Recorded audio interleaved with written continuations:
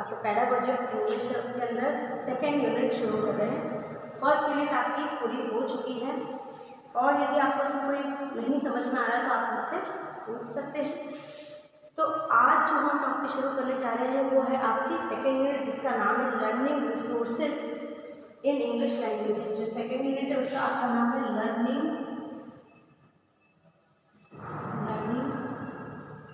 Resources in English language. ये आपकी unit का नाम है। अब इस यूनिट के अंदर हम टॉपिक पढ़ने जा रहे हैं, जिसके ऊपर हम आज डिस्कस करेंगे, वो हमारा टॉपिक है media and media integration. Media and media integration, यानी कि जो लर्निंग रिसोर्सेज है वो कौन कौन से। तो उसमें सबसे पहला जो हमारा सीखने का जो स्रोत है वो है मीडिया। मीडिया इंटीग्रेशन से भी हमारा मतलब वही है कि जो media integration called as the multimedia. जो ये मल्टी इंटीग्रेशन लिखा हुआ है, इसको हम मल्टी मीडिया के नाम से जानते हैं। ठीक है, ये आपका मीडिया इंटीग्रेशन का अर्थ होता है मल्टीमीडिया। और आपको पता है multimedia is a technique which has become essential part of modern computer this days. जो आज हमारा जो मॉडर्न पार्ट बन गया, जो एसेंशियल पार्ट बन गया हमारे एजुकेशन के अंदर, कंप्यूटर्स के अंदर, वो हमारा मल्टीमीडिया है। क्योंकि आज आप जो देख रहे हैं कि कोविड-19 जो चल रहा है, इसके दौरान जो हमारी क्लासेस होती थी, जो प्रत्यक्ष रूप से जो क्लासेस होती थी, वो पॉसिबल नहीं हो पा रही है, क्योंकि ये जो हमारे सामने एक गंभीर समस्या जो सामने आई कोविड-19, इसको देखते हुए हम जो मल्टीमीडिया का ही यूज़ करके क्लासेस चला रहे हैं, यानी कि डिस्टेंस एजुकेशन। एक तरह से ये डिस्टेंस एजुकेशन का सबसे अच्छा उदाहरण है कि मल्टीमीडिया है तभी ये पॉसिबल है। इंटरनेट के माध्यम से आप जहाँ भी बैठे हैं वहाँ से आप इस क्लास को देख रहे हैं, सुन रहे हैं और समझ रहे हैं। तो ये है मल्टीमीडिया हमारा। तो मल्टीमीडिया जो आज के युग में, मतलब जो रेवोल्यूशनरी एज में सबसे बड़ा जो परिवर्तन लाया है, क्रांतिकारी परिवर्तन लाया है, रिवोल्यूशनरी जो चेंजेस आए हैं वो मल्टीमीडिया के कारण ही आए हैं। तो इसमें जो है कि the concept of digital media integration can be defined in 2 ways. इसको हम 2 वेज में डिफाइन कर सकते हैं। सिर्फ आज ये आप देखिए कि मल्टीमीडिया है क्या, इसको डिफाइन करने के लिए we can use the 2 ways. अब 2 वेज कौन कौन से हैं, वो है आपका although the two are not entirely unrelated, various media। जैसे कि तो various media है, जैसे कि आपका है फिल्म है, वेबसाइट्स है और सीडी एक्सेट्रा। ये आपका हो गया, एक तो है फिल्म है, वेबसाइट्स है और आपका है जो सीडीज, आपको पता होगा क्रिस्टल डिस्प्ले जिसको हम कहते हैं, इसका फुल फॉर्म होता है क्रिस्टल डिस्प्ले। तो जो सीडीज वगैरह है वो होता है बीइंग यूज्ड टुगेदर इन अनफर to enrich the users experience of creative context. यानी कि इन सब चीज़ों का यूज़ किया जाता है, जैसे सीडी के माध्यम से या फिल्म के माध्यम से भी आप किसी कंटेंट को समझा सकते हैं, जैसे शॉर्ट फिल्म्स बनती है। उसके अलावा जो सीडीज़ होती हैं, सीडीज़ में रिकॉर्ड करके भी उन चीज़ों को समझा सकते हैं। इसके अलावा जो वेबसाइट्स होती है हमारी, वेबसाइट्स में बहुत सारी है, जिसको मैं आपको एग्जांपल देके बताऊंगी कि कौन कौन सी वेबसाइट्स होती है जो हमारी एजुकेशन के लिए बनाई गई है। और नेक्स्ट जो हम बात करेंगे, जैसे कि जो भी कंटेंट हमारा क्रिएटिव कंटेंट बनता है, उसके एग्जांपल है a movie that is both the sound track and a website. एक मूवी ऐसी एग्जांपल है जिसके अंदर साउंड ट्रैक भी खुद का है और वेबसाइट्स भी है। तो वो होते हैं, वो हमारे मल्टीमीडिया का यूज़ किया जाता है एजुकेशन के अंदर। ऐसी साइट से इसको हम डिवाइड कर सकते हैं, जैसे कि तो सीरीज, फिल्म, इसके माध्यम से। ठीक है, और एक दूसरा माध्यम है इसका जिसके अंदर साउंड ट्रैक भी खुद का है और वेबसाइट्स भी खुद ही की, यानी एक ही सेम चीज़ के अंदर साउंड ट्रैक भी चल रहा है और वेबसाइट्स भी।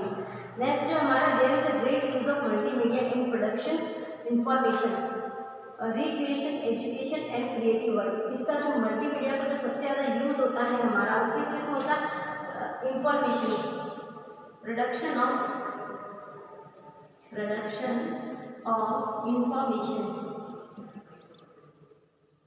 इंफॉर्मेशन के अंदर होता है। फिर हमारा होता है क्रिएशन के अंदर, क्रिएशन आपको पता है रचना करना। तो इन सब में मल्टीमीडिया का बहुत ज़्यादा ही उपयोग है। अब है merits of information technology in scope of education, यानी इसकी क्या क्या मेरिट्स हो सकती है मल्टीमीडिया की। Due to revolutionary changes in the field of information technology, school and universities have become linked with computer service, यानी कि जो रेवोल्यूशनरी चेंज हुआ, क्रांतिकारी परिवर्तन के कारण जो हमारी यूनिवर्सिटीज़ है या स्कूल्स है वो भी कंप्यूटर के माध्यम से एक दूसरे से जुड़ गई। और इसका मैंने सबसे अच्छा उदाहरण आपको आज की जो वर्तमान हमारी परिस्थिति है उसके माध्यम से बताया है कि जो कोविड-19 है, जिसके कारण हमारी प्रत्यक्ष जो हमारी क्लासेस होती थी, जिसमें हम स्टूडेंट और टीचर्स दोनों इंटरैक्ट होते थे, वो नहीं हो पा रही, जिसके कारण हम इस मल्टीमीडिया का ही यूज़ करके आपकी जो ऑनलाइन क्लासेस चल रही है मल्टीमीडिया का सबसे अच्छा उदाहरण है। यानी कि सारे लोग एक ही कंप्यूटर से या एक ही इंटरनेट के माध्यम से अपने मोबाइल पे या अपने कंप्यूटर पे अपने वेबसाइट के जरिए इन लेक्चर्स को सुन सकते हैं। तो दूसरा है this system of education is known as online education और ऑनलाइन साइबरनेटिक एजुकेशन, यानी कि ऑनलाइन एजुकेशन ये जो हमारा अभी जो हम चला रहे हैं, आपको पता है कि जिस मल्टीमीडिया का यूज़ करके जो एजुकेशन दी जा रही है, यानी कि जब कंप्यूटर्स है, ये कंप्यूटर है, ये कंप्यूटर, ये जो एक नेटवर्क बना है हमारा इन कंप्यूटर्स के माध्यम से, एक कंप्यूटर से स्कूल्स, जो आपके स्कूल्स है, फिर यूनिवर्सिटीज़ है, ये सब एक दूसरे से क्या हो गई, लिंक है। लिंक होने के कारण जो हम एजुकेशन दे रहे हैं उस एजुकेशन को हम क्या कहते हैं, ऑनलाइन एजुकेशन, यानी कि जो अभी हम दे रहे हैं आपको, जो आप अभी देख रहे हो, आप हमें सुन रहे हो कंप्यूटर के माध्यम से या मोबाइल के माध्यम से, तो वो हमारा है ऑनलाइन। इस मल्टीमीडिया का यूज़ करके जिस प्रकार की एजुकेशन दी जा सकती है उसको हम कहते हैं ऑनलाइन एजुकेशन, जो कि हम दे रहे हैं। उसके अलावा इसको हम एक और नाम बोल सकते हैं, जो है हमारा cybernetic education, cybernetic education,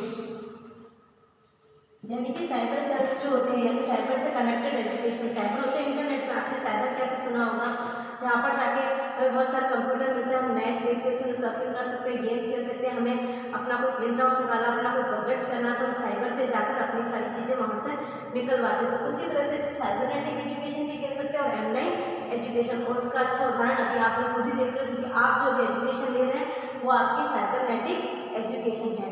next जो है कि online education is divided into 3 parts, इसको 3 पार्ट्स में डिवाइडेड किया है। पहला आपका to receive education through connecting this on computer, पहला है through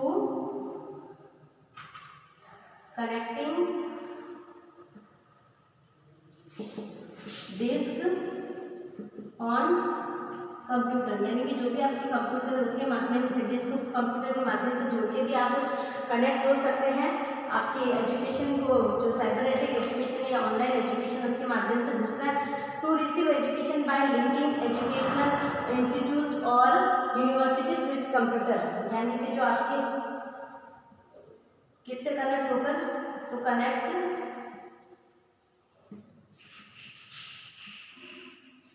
to connect with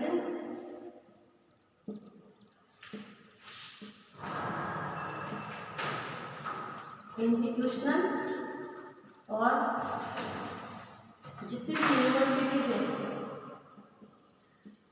linked with computer. जो अभी जैसे आपके जो वीडियोस आ रहे हैं वो आपके इंस्टीट्यूट से लिंक है, आपके इंस्टीट्यूट के एक वेबसाइट्स है और वो लिंक है आपके यूनिवर्सिटीज़ से। तो यानी कि यूनिवर्सिटीज़ में भी यदि कुछ हो रहा है तो हमारी जो वेबसाइट से लिंक है वहाँ से आपको इन्फॉर्मेशन मिल सकती है। तो तीसरा तरीका ये है, एक तो है आपका डिस्क को कंप्यूटर से जोड़कर, दूसरा यूनिवर्सिटीज़ को और इंस्टीट्यूट को कंप्यूटर से लिंक कराकर। नेक्स्ट है आपका टू रिसीव एजुकेशन, कहाँ से कर सकते हैं, to conservation establishing world level computer the work like homework, यानी कि जो वर्ल्ड लेवल की जो आपके वर्ल्ड लेवल के जो आपकी वेबसाइट्स हैं, जो सभी जगह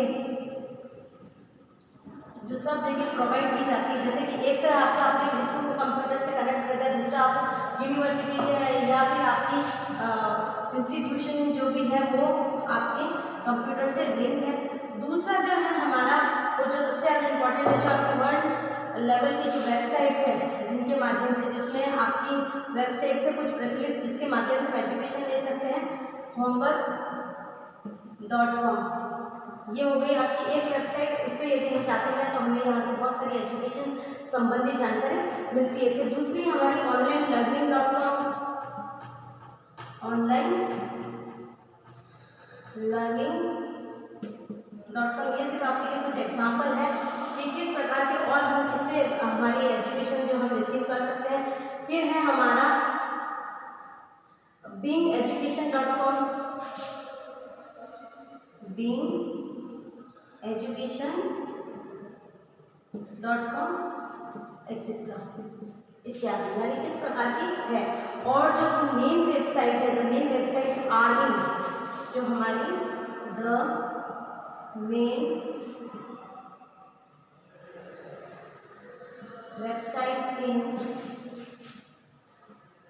बेंगलोर एंड चेन्नई। जो मेन हमारी जो वेबसाइट्स है वो कहाँ पर है, तो हमारी चेन्नई में है और बेंगलोर में। सबसे बड़ी जो हमारी मेन वेबसाइट्स है वो दो ही है, और वो कहाँ पर बनी हुई है, बेंगलोर में और चेन्नई में। और ये कुछ आपके एग्जाम्पल थे कि किसके माध्यम से we will receive the education, we will receive the education.